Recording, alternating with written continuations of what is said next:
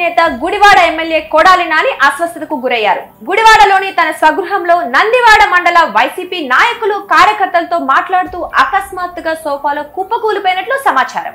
కార్యకర్తలు వెంటనే అప్రమత్తమై సపర్యలు చేశారట. గన్మెన్లు వైద్యులకు సమాచారం ఇవ్వడంతో వారు కొడాలి నాని నివాసానికి వచ్చి ఆయనకు చికిత్స అందిస్తున్నారు. పార్టీ నాయకులందరినీ ఇంట్లో నుంచి పంపించేశారని తెలుస్తోంది. ప్రథమ చికిత్స చేసిన అనంతరం కొడాలి నానికి సెలైన్ ఎక్కిస్తున్నట్లు సమాచారం.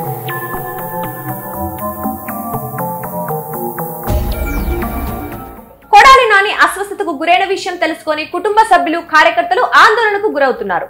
కొడాలి నాని అస్వస్థతకు గురైన సమయంలో ఆయన కుటుంబ సభ్యులు ఎవరూ ఇంట్లో లేరట. వారంతా హైదరాబాద్ లో ఉన్నారని తెలుస్తోంది. విషయం తెలుసుకొని కుటుంబ సభ్యులు హుటాహుటిన హైదరాబాద్ నుంచి గుడివాడకు బయలుదేరారని సమాచారం.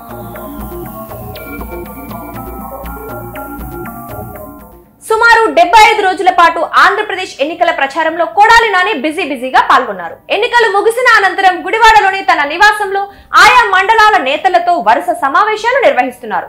పోలింగ్ సరళి ఇతర వివరాలు తెలుసుకుంటున్నారు. ఇదే క్రమంలో గురువారం నందివాడ మండల వైసీపీ నేతలతో నాని భేటీ అయ్యారు. వారితో చర్చలు జరుపుతుండగానే నిల్చొని ఉన్న కొడాలి నాని ఒక్కసారిగా సోఫాలో కుప్పకూలినట్లు తెలుస్తోంది.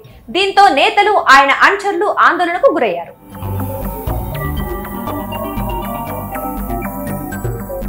తీరిక లేకుండా గడపడం, ఒత్తిడి, ఎండల కారణంగా కొడాలి నాని అస్వస్థతకు గురైనట్లు తెలుస్తోంది. కొడాలి నాని గతంలో కరోనా బారిన పడి అనారోగ్యానికి గురయ్యారు. హైదరాబాద్ గచ్చిబౌలిలోని ఏఎంజీ ఆసుపత్రిలో చికిత్స తీసుకున్న అనంతరం కోలుకున్నారు.